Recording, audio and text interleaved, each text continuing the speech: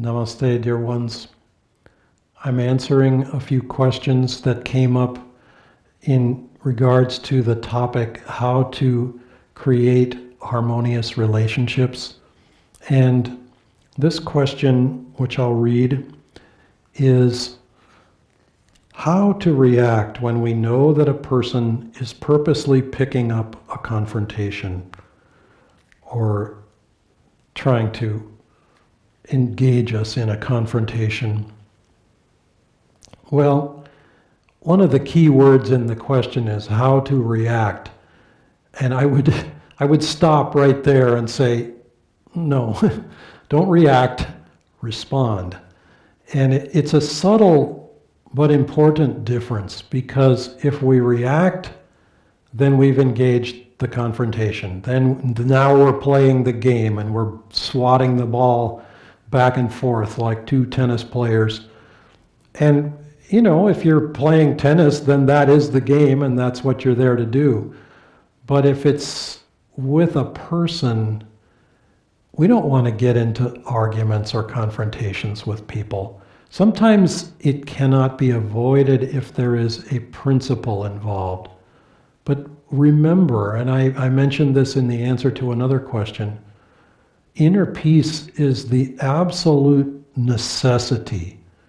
We can have vigorous discussions, and sometimes we need to. Sometimes there are important principles involved, and we have to draw a line. You know, in the Bhagavad Gita, Arjuna is obligated to fight. Krishna tells him, you're a warrior, this is your duty, this is your dharma, you must fight. But you don't have to fight angrily. You don't have to fight in order to hurt someone unnecessarily. But you sometimes have to stand your ground. Sometimes you have to not let someone push you over. So how to respond when you know that someone is trying to pick a confrontation with you? Know in advance that that's what they're trying to do. You know, when a little child gets angry with us, you know, the son, the daughter, and is very annoyed, we take it in stride. We understand that some desire has been thwarted, some expectation has not been met, whatever it is, something that they want, they can't have, they're not allowed to have, etc. Or someone else got more than they think it was unfair. In life, there are lots of children, and some of them are wearing large bodies.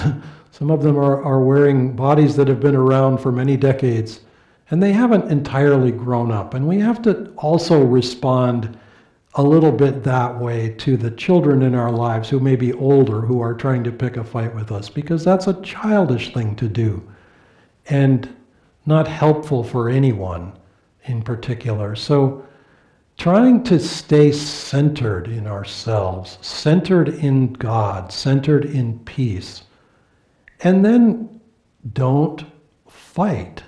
If there's no meaningful reason, then why get into an argument with someone? If you have to respond, yes, respond. Absolutely. Don't become a doormat. Don't let someone walk all over you. But at the same time, recognize tomorrow will come. The dust will settle. And if I get into an argument then then we have to go take a shower. You know, it's like we have to wash all that off of ourselves, and it's not helpful, it's not useful. So just to reiterate, we don't want to react. Reacting is what we're trying to control with our practice of Kriya Yoga and meditation, the reactive process. Responding is different. When we need to respond, let us respond appropriately. Let us respond even vigorously if needs be. But let us always respond with centeredness and with inner peace, so that when we leave the interaction, we feel at rest in ourselves. And bless the other person. Namaste.